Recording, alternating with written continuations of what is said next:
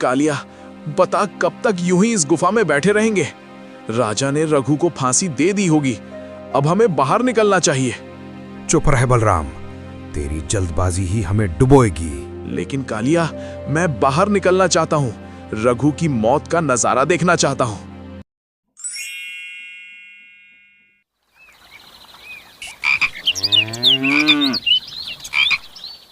मंत्रीवर, मैं समझ नहीं पा रहा हूं। रघु, वही रघु जिसकी आंखों में कल तक सच्चाई के सिवा कुछ नहीं था, वही रघु आज जेल की सलाखों के पीछे है। मेरा मन कहता है कि वो बेकसूर है, लेकिन ये सबूत उसके खिलाफ है। महाराज, आप बिल्कुल सत्य कह रहे हैं। मैं भी इसी उधेड़ बुन में हूँ। हमारे पास जो सबूत हैं, घोड़े के पैरों के निशान जो सीधा रघु के घर तक गए हैं, अनाज की बोरियों पर उसके हाथ के निशान और वो जहरीला अनाज जो उसने खुद अपने हाथों से बांटा, ये सब उसके खिलाफ जाते हैं। मंत्री जी, आप ही कुछ अपना दिमाग लगाकर बताइए, रघु बेकसूर है या दोषी? क्योंकि अगर वो बेकसूर है तो हम एक मासूम को सजा दे रहे हैं, और अगर दोषी है तो उसने इतनी चालाकी से ये सब कैसे किया? एक साधारण किसान के अंदर इतनी शैतानी कहां से आई? लेकिन महाराज, एक बात मेरे दिमाग में बार बार कुलबुला रही है।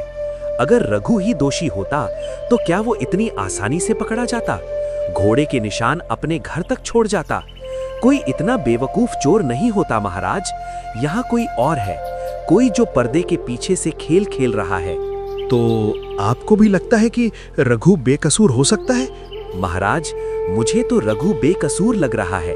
उसकी आंखों में जब मैंने देखा, वहां डर नहीं था, गुस्सा नहीं था, वहां सिर्फ एक सवाल था, मेरे साथ ऐसा क्यों? एक दोषी की आंखों में ये सवाल नहीं होता। लेकिन मंत्रीवर, अगर रघु बेकसूर है तो सबूत उसके खिलाफ क्यों हैं? ये कैसे हो सकता है? महाराज, यही तो रहस्य है। सबूत तो उसके खिलाफ है, लेकिन मेरा मन कहता है कि वो निर्दोष है। ऐसे में हम ये नहीं कह सकते कि रघु बेकसूर है, और ना ही ये कह सकते हैं कि वो दोषी है। हम अधर में लटके हैं। मंत्रीवर, आप जो कह रहे हैं वो एकदम सत्य है, लेकिन हमें सच्चाई का पता लगाना होगा। कहीं बेगुनाह को सजा न मिल जाए और असली दोषी सजा से बच न जाए। आखिर इस रहस्य को कैसे खोला जाए? कहीं कोई सुराग तो नहीं जो हमसे छूट गया हो? मंत्री कुछ गहरी सोच में डूब जाता है, जैसे मानो कि दिमाग के हर कोने को झाड़ पोंछ कर देख रहा था। कहीं कोई सुराग छूट तो नहीं गया हो। महाराज, रघु ने जेल में मुझसे कहा था, मंत्री जी, मैंने उस अनाज में जहर नहीं मिलाया। मैं कसम खाता हूँ अपने इष्ट देव की। उसकी आवाज में इतनी सच्चाई थी कि मेरा दिल पसीज गया। तो आपका कहना क्या है? महाराज, अगर ये सच है कि रघु ने जहर नहीं मिलाया, तो जहर किसी और ने मिलाया होगा, और जहर मिलाने वाला वहां गया होगा जहां अनाज की बोरियां रखी थीं, रघु के खेत पर। हो सकता है वहां कोई सुराग अब भी मौजूद हो, कोई ऐसा निशान जो हमें असली दोषी तक ले जाए। मंत्रीवर, आपने आज एक बार फिर साबित कर दिया कि आप इस राज्य के सबसे बुद्धिमान व्यक्ति हैं।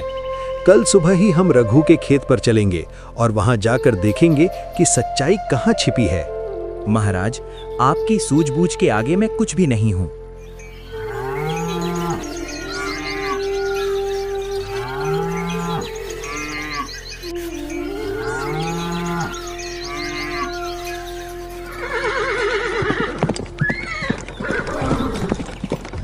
अगली सुबह सूरज की पहली किरण के साथ राजा उदय सिंह और उनके मंत्री रघु खेत की ओर रवाना हो गए। वे नहीं जानते थे कि आज का दिन उन्हें कहां ले जाएगा और कौन से राज खुलने वाले हैं। तो यही है वो जगह जहां रघु ने अनाज की बोरियां रखी थीं। मंत्रीवर, हमें हर कोने को अच्छी तरह देखना होगा। हर पत्थर, हर तिनका, कुछ भी सुराग हो सकता है। जी महाराज, देखिए, यहाँ बोरियों के रखे जाने के निशान हैं, और यहाँ महाराज, ये देखिए, यहाँ पर अनाज के कुछ दाने जमीन पर बिखरे पड़े हैं। तो इसमें क्या है? अनाज के दाने तो यहाँ बिखरे ही होंगे। नहीं महाराज, ये साधारण दाने नहीं लग रहे। देखिए, इनका रंग हल्का पीला नहीं बल्कि कुछ भूरा सा है, और इनमें अजीब सी गंध है, हल्की सी कड़वी गंध। महाराज, मुझे लगता है ये वही जहरीला अनाज है जो रघु ने गांव वालों में बांटा था। लेकिन सवाल ये है कि ये यहाँ कैसे बिखरा? रघु तो सावधानी से अनाज ले गया था। तो क्या ये वही जहर है जो अनाज में मिलाया गया? हो सकता है महाराज, लेकिन इसकी पुष्टि हमें किसी विशेषज्ञ से करानी होगी। हमें जल्दी से राजवैद्य के पास जाना होगा। वही इन दानों के बारे में हमें बता सकते हैं कि इनमें कैसा जहर मिलाया गया है और सबसे महत्वपूर्ण, ये जहर कहाँ पाया जाता है। राजा और मंत्री की निगाहें उन दानों पर टिकी थी। ये साधारण दाने नहीं थे, ये सच्चाई की चाबी थे और इन दानों की जांच से शायद वो राज खुल जाए जो अंधेरे में छिपा था। तो देर किस बात की, चलिए अभी चलते हैं राजवैद्य के पास। ये दाने ही वो सुराग हैं जो हमें असली दोषी तक ले जा सकते हैं। महाराज, अब लगता है सच्चाई जल्द ही सामने आएगी। ये दाने किसी की गलती का सबूत हैं। जिसने भी यहाँ ये दाने गिराए हैं उसने जल्दबाजी में काम किया है, और जल्दबाजी करने वाला इंसान गलती जरूर करता है। इतना कहकर राजा और मंत्री दोनों रथ पर सवार हो जाते हैं।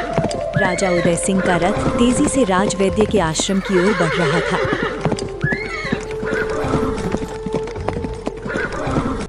महाराज, आप इतनी सुबह सुबह मेरे इस छोटे से आश्रम में, ये तो मेरे लिए बड़े सौभाग्य की बात है। कहिए, किस सेवा में हाजिर हों? वैद्यराज, समय बहुत कीमती है, हमें आपकी सहायता की सख्त जरूरत है। वैद्यराज, ये अनाज के दाने हैं। ये वही दाने हैं जो रघु ने अपने गांव वालों में बांटे थे और जिन्हें खाने के बाद लोग बीमार पड़ गए। हमें शक है कि इनमें कोई जहर मिलाया गया है। कृपया आप इनकी जांच करके बताइए कि आखिर इनमें मिलाया क्या गया है। मंत्री आगे बढ़कर उस अनाज के दानों की पोटली को राजवैद्य के हाथों में रख देता है। महाराज, मैं अभी जांच करता हूँ, कृपया थोड़ा धैर्य रखें। राजवैद्य ने दानों को अपने हाथ में लिया। पहले उन्हें ध्यान से देखा, फिर सूंघा और सूंघते उनके चेहरे के भाव बदलने लगे। क्या हुआ वैद्यराज, क्या पता चला, बताइए जल्दी। महाराज, ये तो बहुत ही खतरनाक मामला है। महाराज, इन दानों में एक विशेष प्रकार की औषधि मिलाई गई है, या यूं कहें कि एक विशेष प्रकार का जहर। इसे मृत संजीवनी कहते हैं। मृत संजीवनी, ये क्या है वैद्यराज? नाम तो सुनने में अजीब लग रहा है। मंत्री जी, ये कोई साधारण जहर नहीं है। ये एक ऐसी खतरनाक औषधि है जो किसी भी अनाज या भोजन में मिला दी जाए तो उसे खाने वाले व्यक्ति को कुछ ही घंटों में उल्टियां होने लगती हैं, शरीर कमजोर हो जाता है, बुखार चढ़ जाता है, और अगर समय पर इसका उपचार ना किया जाए तो इंसान की जान भी जा सकती है। तो यही कारण है कि गांव वाले इतने बीमार पड़ गए। लेकिन वैद्यराज, क्या अब भी उनका इलाज संभव है? चिंता ना करें महाराज, मैंने पहले ही राज्य के सभी वैद्यों को गांव में भेज दिया है। उनका इलाज चल रहा है। मृत संजीवनी का असर घातक है, लेकिन अगर समय पर सही औषधि दे दी जाए तो मरीज बच सकते हैं। लेकिन वैद्यराज, ये मृत संजीवनी आखिर कहाँ मिलती है? ये कहाँ पैदा होती है? क्योंकि इसकी पहचान से ही हम उस तक पहुंच सकते हैं जिसने ये जहर मिलाया है। महाराज, ये मृत संजीवनी कोई साधारण जगह पर नहीं मिलती। ये एक दुर्लभ और खतरनाक औषधि है। कहाँ मिलती है वैद्यराज, बताइए। महाराज, इस नगल के उत्तर पश्चिम में घना जंगल है। उस जंगल के सबसे अंदरूनी हिस्से में एक गुफा है, काली गुफा। उस गुफा से थोड़ी दूर पर एक तालाब है। वो तालाब बेहद रहस्यमय है। उसका पानी गहरा नीला है और उसके किनारे कई दुर्लभ वनस्पतियां पाई जाती हैं। उसी तालाब के आसपास ये मृत संजीवनी पाई जाती है। काली गुफा के पास का तालाब? वहां तो कोई आम आदमी नहीं जाता। वहां जाने की हिम्मत कोई शिकारी या कोई अपराधी ही कर सकता है। काली गुफा, मंत्रीवर, यही वो जगह है जहां से कालिया और बलराम फरार होने के बाद छिप सकते हैं। कालिया को इस राज्य के हर कोने की जानकारी है। वो इस गुफा के बारे में भी जानता होगा। महाराज, आप सही कह रहे हैं। ये कोई संयोग नहीं हो सकता। जहां मृत संजीवनी मिलती है वहीं कालिया और बलराम छिपे हो सकते हैं। महाराज, कालिया, वही कालिया जो इस राज्य का सबसे खतरनाक अपराधी है। अगर वो वहां छिपा है तो सावधानी बरतने की जरूरत है। वो बहुत शातिर है। चाहे वो कितना भी शातिर क्यों ना हो, अब हम उसे बख्शेंगे नहीं। वैद्यराज, आपने बहुत बड़ी मदद की है। अब हमें असली दोषियों तक पहुंचने का रास्ता मिल गया है। महाराज, मैं तो अपना कर्तव्य निभा रहा था, लेकिन एक विनती है। काली गुफा का रास्ता बहुत खतरनाक है। वहां जंगली जानवर हैं और कालिया जैसा शातिर अपराधी भी। सावधानी से जाइएगा। महाराज, अब देर न करना ही उचित होगा। कालिया को अगर पता चल गया कि हमें मृत संजीवनी का रहस्य पता चल गया है तो वो कहीं और भाग सकता है। हाँ मंत्रीवर, अभी हम महल लौटते हैं और सेना को तैयार करते हैं। कल सुबह ही हम काली गुफा के लिए रवाना होंगे।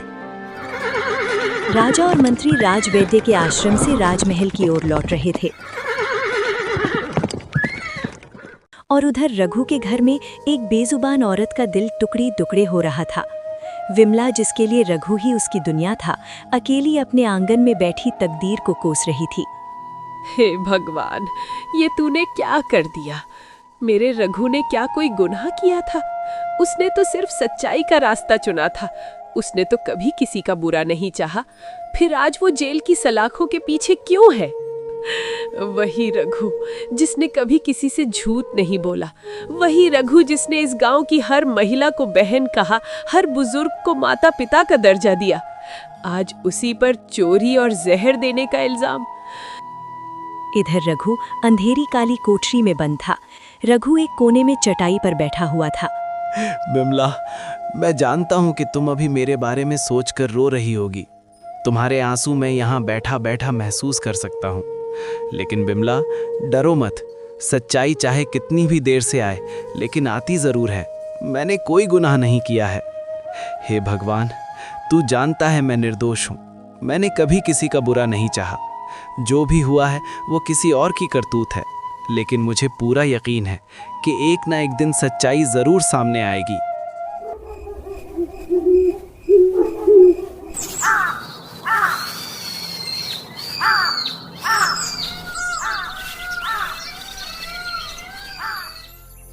अगली सुबह सूरज की पहली किरण निकलते ही राजा उदय सिंह ने मंत्री को बुलाया और कुछ सिपाही साथ में लेकर काली गुफा की ओर निकल पड़ते हैं।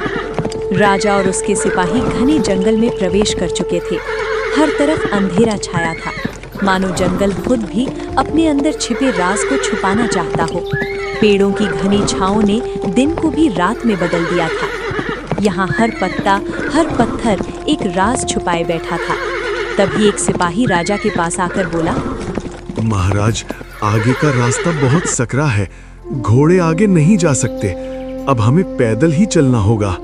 ठीक है, अब हम सब यहाँ से पैदल चलते हैं और याद रखना, कोई आवाज नहीं करना।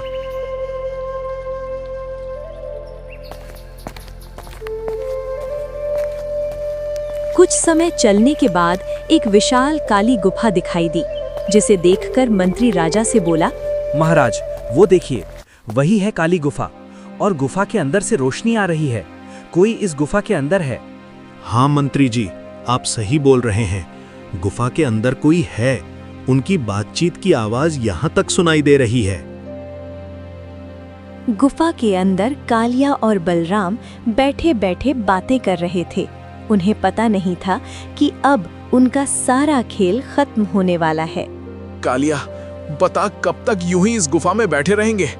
राजा ने रघु को फांसी दे दी होगी। अब हमें बाहर निकलना चाहिए। रुक जा बलराम, अभी नहीं। राजा बेवकूफ नहीं है। वो कहीं न कहीं जरूर सुराग ढूंढ रहा होगा। लेकिन कालिया, मैं बाहर निकलना चाहता हूँ। रघु की मौत का नजारा देखना चाहता हूँ। चुप रह बलराम, तेरी जल्दबाजी ही हमें डुबोएगी। महाराज, सुना, बलराम और कालिया दोनों गुफा के अंदर छिपे हैं। हाँ, सुन लिया। अब इन शैतानों को बाहर निकालने का समय आ गया है। इतना कहकर राजा गुफा के अंदर बढ़ गया और गुफा के एक कोने में राजा का प्रिय घोड़ा बादल बंधा हुआ था। बादल, मेरा वफादार साथी, तुम दोनों ने मेरा घोड़ा चुराया था। ये सुनते ही बलराम और कालिया चौंक कर उछल पड़े। बलराम का मुंह खुला का खुला रह गया। कालिया, राजा यहाँ कैसे पता चला? बेवकूफ कहीं का, मैंने कहा था ना तुझसे। तेरी जुबान ने हमें डुबो दिया। तू चिल्लाता रहा, बहस करता रहा, तेरी आवाज ही हमें ले डूबी। चुप रहो दोनों, अब बहाने बनाने का समय नहीं है। तुम दोनों ने मेरा घोड़ा चुराया, तुमने अनाज में जहर मिलवाया, तुमने रघु जैसे निर्दोष को फंसाया, पूरे राज्य में हाहाकार मचा दिया। आज तुम दोनों को इसकी सजा मिलकर रहेगी। महाराज, मुझे मत पकड़ो। मैंने कुछ नहीं किया। कालिया ने ये सब किया है। मैं तो बस उसके साथ था। चुप रहे बलराम, अब झूठ बोलने का कोई फायदा नहीं। हम सब सुन चुके हैं, तेरी आवाज, तेरी बातें। तूने खुद कहा था ना कि रघु की मौत का नजारा देखना चाहता है। तू उतना ही दोषी है जितना कालिया। बहुत अच्छा हुआ, आज इन दोनों शैतानों को उनकी करतूतों की सजा मिलेगी। सिपाहियों, इन्हें राज दरबार में ले चलो। वहां दरबार में रघु के सामने इनका फैसला होगा। महाराज, अब हमें जल्दी से राजमहल लौटना चाहिए। रघु आज भी जेल में है। उसे न्याय दिलाने का समय आ गया है। हाँ मंत्रीवर, चलिए अब देर न करें। आज का दिन राजा उदय सिंह के दरबार का सबसे महत्वपूर्ण दिन था। आज उस रहस्य का पर्दाफाश होना था जिसने एक निर्दोष किसान को जेल की सलाखों के पीछे डाल दिया था। दरबार में सभी शांत रहें। आज एक ऐसे मामले का फैसला होगा जिसने पूरे राज्य को हिलाकर रख दिया था। आज हम उस रहस्य का पर्दाफाश करेंगे जिसने एक निर्दोष को जेल की सलाखों के पीछे डाल दिया था। महाराज, मैं आपके सामने हाजिर हूँ। 4 दिन से अंधेरी कोठरी में हूँ, क्योंकि मुझे पूरा विश्वास है कि आप न्याय करेंगे। सच्चाई की हमेशा जीत होती है, चाहे कितनी भी देर से क्यों ना हो। रघु, आज तुझे न्याय मिलेगा और वो न्याय तेरे पक्ष में होगा। तूने सच्चाई पर भरोसा रखा और सच्चाई ने तेरा साथ दिया। दरबार के सभी लोग ध्यान दें। महाराज और मैं रघु के खेत पर गए थे। वहां हमें कुछ अनाज के दाने मिले थे। उन दानों की जांच राजवैद्य से करवाई गई। पता चला कि उन दानों में मृत संजीवनी नामक जहर मिलाया गया था। ये जहर सिर्फ एक ही जगह पर पाया जाता है, काली गुफा के पास के तालाब में। और काली गुफा में ही कालिया और बलराम छिपे हुए थे। हमने उसी गुफा पर छापा मारा और वहां से कालिया और बलराम दोनों को गिरफ्तार किया। और सबसे बड़ा सबूत, वहां राजा का चोरी हुआ घोड़ा बादल भी बंधा हुआ मिला। ये घोड़ा किसी और ने नहीं, इन्हीं लोगों ने चुराया था। सब लोग शांत रहें। न्याय का फैसला मैं करूंगा। आप लोग शांत रहें। अब हम इन दोनों से पूछते हैं, बोलो कालिया और बलराम, क्या ये सच है कि तुम दोनों ने मिलकर रघु को फंसाने की साजिश रची? कालिया और बलराम का सिर झुका हुआ था। बलराम डर के मारे बुरी तरह से कांप रहा था। महाराज, मैं कबूल करता हूँ। हाँ, मैंने और कालिया ने मिलकर ये सब किया था। मैं रघु से जलता था। उसने मुझे सबके सामने नीचा दिखाया था। उस उबले हुए बीज वाली चाल ने मेरी इज्जत मिट्टी में मिला दी थी। इसीलिए मैंने उसे बर्बाद करने की साजिश रची। कालिया ने जहर दिया। वो मृत संजीवनी उसी ने तालाब से लाकर अनाज में मिला दी थी। मैंने घोड़ा चुराया और रघु के घर तक पैर के निशान छोड़े थे। हम चाहते थे कि रघु को फांसी हो, वो मरे, लेकिन अब पछतावा हो रहा है। बेवकूफ कहीं का, चुप नहीं रह सकता था, सब कुछ उगल दिया। चुप रह कालिया, अब तेरी कोई चाल नहीं चलेगी। तूने इस राज्य में जहर फैलाया। तूने एक निर्दोष को फंसाया। तूने राजा का घोड़ा चुराया। तेरे जैसे शैतान को कोई माफी नहीं मिल सकती। रघु, तू निर्दोष है। तुझ पर लगे सारे इल्जाम झूठे हैं। आज से तू आजाद है। 4 दिन की जेल, 4 दिन की तकलीफ, इसकी भरपाई के लिए मैं तुझे 500 बीघे और जमीन देता हूं और राज्य का सबसे बड़ा सम्मान, सत्यवीर की उपाधि। आज से तू सिर्फ रघु नहीं, बल्कि इस राज्य का सत्यवीर रघु है। तेरी ईमानदारी की मिसाल हमेशा दी जाएगी। महाराज, मैं क्या कहूँ, आपने न केवल मेरी जान बचाई, बल्कि मेरी इज्जत भी बचा ली। एक गरीब किसान के लिए इससे बड़ा सम्मान और क्या हो सकता है। मैं आपका हमेशा आभारी रहूंगा। रघु, मुझे माफ कर। मुझ पर शक हुआ, ये मेरी सबसे बड़ी गलती थी। सबूतों के सामने मैं झुक गया, लेकिन मेरा मन हमेशा कहता था कि तू बेगुनाह है। आज से तू सिर्फ रघु नहीं, बल्कि इस राज्य का सत्यवीर है। तूने सच्चाई की मिसाल कायम की है। और अब कालिया और बलराम की सजा सुनाई जाती है। बलराम, तूने राजा का घोड़ा चुनाया, एक निर्दोष को फंसाने की साजिश रची। तूने अपनी जलन और प्रतिशोध में पूरे राज्य को संकट में डाला। और कालिया, तूने जहर दिया, तूने साजिश रची। तूने इस राज्य के सबसे खतरनाक अपराधी की तरह काम किया। तुम दोनों को सजा सुनाई जाती है, आजीवन कारावास। तुम उसी काल कोठरी में रहोगे जहां तुमने रघु को भेजना चाहा था। वहां तुम्हें सूरज की रोशनी नहीं मिलेगी, ना ही किसी इंसान का साथ। हर दिन हर रात तुम अपनी करतूतों पर पछताओगे। यही तुम्हारी सजा है। महाराज, मुझे माफ कर दो, मुझसे बहुत बड़ी गलती हुई। एक मौका और दे दो, मैं सुधर जाऊंगा। महाराज। बहुत देर हो चुकी है। सिपाहियों, इन दोनों को ले जाओ, काल कोठरी में डालो और याद रखना, इन पर खास नजर रखना। ये भागने की कोशिश कर सकते हैं। सिपाही कालिया और बलराम को घसीटते हुए दरबार से जेल की ओर ले गए और इस तरह सच्चाई की जीत हुई।